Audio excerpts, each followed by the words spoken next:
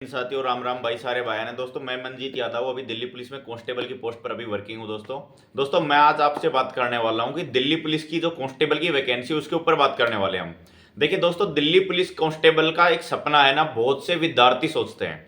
यानी इसमें लगभग आप मान के चलें तो 25 से 30 लाख हर साल फॉर्म भरे जाते हैं। जब भी वैकेंसी आपकी निकलती है तो 25 से 30 लाख आपके फॉर्म भरे जाते हैं। बट दोस्तों, क्या सभी का ये सपना सच हो पाता है? और सपना सच होने में क्या जरूरी चीजें होती हैं, और सपना सच किनका क्यों नहीं हो पाता, उसमें ऊपर क्या चीजें काम करती हैं, क्या चीजें काम नहीं करती हैं, उसके ऊपर बात करते हैं दोस्तों। देखिए दोस्तों, तैयारी सभी बच्चे कर रहे हैं, बट लेकिन सीरियसली तैयारी कौन किस तरीके से कर रहा है, उस चीज पे सबसे ज्यादा मैटर डिपेंड करता है। उसका तैयारी का तरीका क्या है। कोई हार्ड वर्क ज्यादा कर रहा है, कोई स्मार्ट वर्क ज्यादा कर रहा है, बट लेकिन पढ़ाई का एक दोस्तों अपना अलग तरीका होता है। सब चीज कोई भी काम कर रहे हैं हम, किसी भी टाइप में जिसमें वर्क करते हैं हम, उसमें करने का हर चीज का अलग अलग तरीका होता है। तो आपको पता होना चाहिए कि भाई मेरे को अपनी तैयारी कर रही है, मुझे दिल्ली पुलिस कांस्टेबल की तैयारी करनी है, तो उस चीज में मुझे कहां तक फॉलो करनी है, कौन सी चीजें, उस चीज के बारे में सभी चीजें जानकारी अपने को पता होनी चाहिए। तो दोस्तों, जैसे मैंने एक्सपीरियंस था उस बेसिस में आपको बताने वाला हूं। देखिए दोस्तों, आपको सबसे पहले पता है वैकेंसी आपकी क्लियर हो चुकी है। लगभग 5300 पदों पर आपकी वैकेंसी होने वाली है। यानी मैं सिर्फ कांस्टेबल की बात कर रहा हूं, तो आपके कांस्टेबल पदों पर 5300 पद आपके आने वाले हैं, जिसकी एग्जाम डेट भी आपको पहले पता चल चुकी है कि नवंबर दिसंबर में आपका एग्जाम होने वाला है। अभी मिड मार्च जा चुका है, यानी मार्च आप लगभग खत्म मान के चल सकते हैं। तो लगभग आपके पास दोस्तों 8 महीने का समय लगभग अभी भी आपके पास बचा हुआ है। अब इस 8 महीने में आपको किस तरीके से तैयारी करनी है, उस चीज पे सबसे ज्यादा बात करनी है। क्योंकि दोस्तों, चीज वो है जो आप सिलेक्शन के लिए मैटर करें। पढ़ाई तो सभी दोस्त कर रहे हैं, सभी कर रहे हैं, बट सबका सिलेक्शन नहीं हो रहा ना। सबका सिलेक्शन नहीं हो रहा, उसके पीछे रीजन ये है कि उनमें से 5 से 6 धारी कैंडिडेट सेलेक्ट हो पाएंगे। उन कैंडिडेटों ने उन कैंडिडेट से अलग क्या तैयारी की है, क्या उन्होंने अलग से फोकस रखा है, वो आपको आज से ही पता होना बहुत जरूरी है। तभी तो आपका सिलेक्शन हो पाएगा।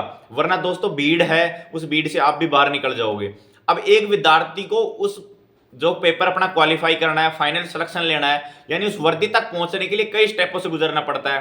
कैंडिडेट अपना पहले एग्जाम भी देगा, एग्जाम की तैयारी करेगा बहुत सीरियसली होके। फिर उसके दिमाग में दोस्तों डाउट चल रहा होता है कि मुझे फिजिकल की भी तैयारी करनी है, फिजिकल भी कैसे क्लियर करना है। फिर उसके बाद उसका फाइनल रिजल्ट कट ऑफ कितनी लेके आनी है, उसके ऊपर उसका डाउट चला रहता है। उसके अलावा दोस्तों, उसका डीवी डॉक्यूमेंट वेरिफिकेशन कैसा होगा, उसके डीवी में उसके कोई डॉक्यूमेंट में तो कमी नहीं है। तो एक विद्यार्थी को काफी इन प्रॉब्लमों से जूझना पड़ता है जब वो अपनी तैयारी कर रहा होता है।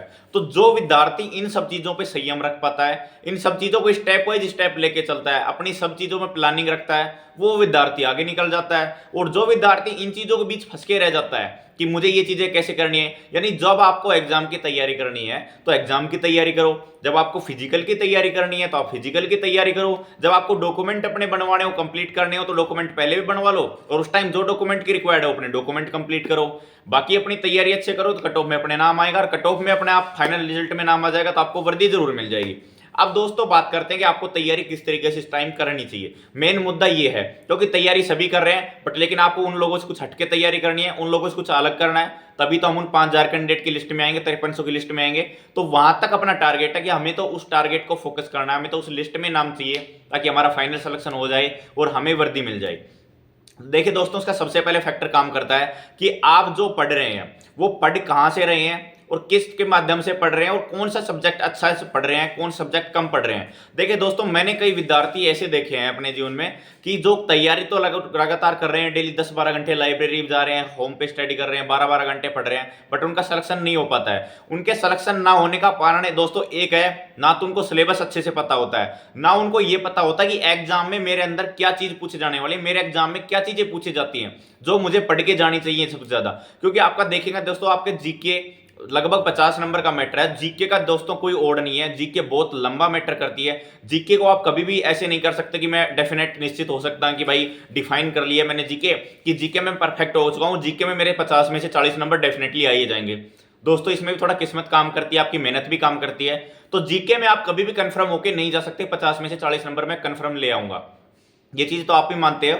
बट लेकिन मैथ रीजनिंग दोस्तों एक ऐसा सब्जेक्ट है अगर आप 40 नंबर की मैथ रीजनिंग, जिसमें 25 नंबर की आपकी रीजनिंग आ रही है, 15 नंबर की आपकी मैथ आ रही है, उसमें आप क्लियरली हो सकते हो कि भाई मैं ये जो 40 नंबर की तैयारी कर रहा हूं, इसमें 40 में से 40 नंबर भी ला सकता हूं, तो वो तैयारी आपकी डेफिनेट हो सकती है। तो उस तरीके से अपने, मैं दोस्तों कहने का मतलब ये नहीं है कि एक सब्जेक्ट को आप ज्यादा फोकस करो, बाकी सब्जेक्ट को ढीला छोड़ दो, नहीं, सभी सब्जेक्ट को जो कैंडिडेट इक्वल टाइम देगा, इक्वल समय देगा, यानी सभी चीजों को बराबर महत्व देगा, उसी कैंडिडेट का सिलेक्शन हो पाएगा। तो आप, मैं जो कहना चाहता हूं दोस्तों, मेरा कहने का फर्क इतना सिर्फ है कि आप 40 नंबर की जो मैथ रीजनिंग की तैयारी कर रहे हो उसको इतने अच्छे तरीके से तैयार करो कि 40 में से लगभग 35 प्लस तो कैंडिडेट स्कोर कर ही कर पाए। क्योंकि दोस्तों आपके माइंड में एक टारगेट लेके चले, नॉर्मली 70 से 75 नंबर तो यूआर कैटेगरी को रो स्कोर तो बिल्कुल करना ही करना होता है, 70 से 75 नंबर तो आपको स्कोर करना ही करना है। तो इतने तक पहुंचने के लिए अगर आपने 35 नंबर का सफर सिर्फ यहीं पे तय कर लिया, मैथ रीजनिंग में तय कर लिया, तो दोस्तों आपको 30 से 35 नंबर जो आगे चाहिए, अब 35 से नंबर समथिंग चाहिए, तो अब लगभग मान के चलिए कंप्यूटर भी आप ठीक तरीके से तैयार करते हैं तो 5 से 6 नंबर आप अपने कंप्यूटर में भी लगा के चल सकते हैं, यानी 40 नंबर के प्लस समथिंग स्कोर आप मैथ रीजनिंग और कंप्यूटर से कर सकते हैं। आपको 70 से 75 तक पहुंचने के लिए अब जीके में 30 से 35 नंबर का एफर्ट करना है, जो कि दोस्तों नंबर लाए जा सकते हैं। ये आपको पता होना बहुत जरूरी है, ये ब्रेकअप होना बहुत जरूरी है। अब कोई कैंडिडेट दिमाग में ये सोच के बैठा हो कि मैं जीके में ही 40 नंबर ले आऊंगा, हो सकता है किसी भाई के आ जाए, बट सब कैंडिडेट के जीके में नंबर नहीं आते। बाकी मैथ रीजनिंग में 40 में से 35 हर कैंडिडेट ला सकता है, बट जीके में हर कैंडिडेट नहीं ला सकता। तो उन तैयारियों को नोट करो। आपको पता होना चाहिए मेरा सब्जेक्ट अगर मैथ ज्यादा वीक है तो मुझे उस पर ज्यादा फोकस करने की जरूरत है, कौन सा सब्जेक्ट जितने ज्यादा नंबर का आ रहा है उसको कितना समय देना है। अब जैसे दोस्तों आपको पास पता होना चाहिए आपका टाइम टेबल भी क्या होना चाहिए, आपके पास टोटल टाइम टेबल दिन का 10 घंटे का मिनिमम होना चाहिए, जिसमें डेली आपको 3 घंटे के समथिंग मैथ पढ़नी है, 3 घंटे के समथिंग आपको क्या पढ़नी है, रीजनिंग कवर करनी है। इसके अलावा 4 घंटे के अंदर आपको जीके या कंप्यूटर कवर करनी है, जो आपका 60 नंबर का मैटर करता है। 3 घंटे मैथ और रीजनिंग में 6 घंटे अपने मैथ रीजनिंग को दे रहे हैं, 5 से 6 घंटे दे रहे हैं, उसमें सबसे ज्यादा आपको प्रैक्टिस करनी है। सबसे जो कैंडिडेट जितनी ज्यादा मैथ रीजनिंग प्रैक्टिस करेगा कैंडिडेट वही इतना अच्छा स्कोर कर पाएगा। इसके अलावा अपना पीवाईक्यू समय समय पर करते रहो, पीवाईक्यू भी आपको करना जरूरी है। पीवाईक्यू करने से दोस्तों ये होता है आपको पता चल जाता है कि मेरे एग्जाम में इस लेवल के क्वेश्चन आते हैं, इस टाइप के क्वेश्चन पूछे जाते हैं और इस चीज का लगातार क्वेश्चन बार बार पूछे जा रहे हैं हाल ही के एग्जाम में, तो मुझे इस टाइप के क्वेश्चन ज्यादा तैयार करने की जरूरत है। आप जैसे दोस्तों जीके में मान के चलते हैं, जीके में आपके डांस हमेशा पूछे जाते हैं, 50 में से 2 से 3 क्वेश्चन आपके डांस से रिलेटेड, व्यक्ति कौन से स्टेट में कौन सा डांस परफॉर्म किया जाता है, इससे रिलेटेड 2 से 3 क्वेश्चन आपके परमानेंटली आते हैं। तो दोस्तों आपको डांस तो क्लियरली याद करके जाने जाने हैं। इसके अलावा दोस्तों स्पोर्ट्स की बात करते हैं, जिसमें क्रिकेट, कबड्डी वगैरह हो गए, इसका कौन सा खिलाड़ी किस खेल से संबंधित है, ओलंपिक वगैरह, पैरा ओलंपिक गेम वगैरह हुए हैं, उसमें कौन सा खिलाड़ी किस खेल को खेलता है। इसके अलावा कौन सी टीम ने कौन सा टूर्नामेंट जीता है, कौन सी टीम क्रिकेट में भी रैंकिंग में फर्स्ट नंबर पे है, कौन सा खिलाड़ी फर्स्ट नंबर पे है, किस खिलाड़ी जो मेन वर्ल्ड कप होते हैं, 2011 का इंडिया ने वर्ल्ड कप जीता है, 1983 का वर्ल्ड कप जीता है, तो इनमें कौन मैन ऑफ द मैच रहा, मैन ऑफ द सीरीज कौन रहा। तो थोड़ी स्ट्रेटेजी जीके जिस टाइप की होती है,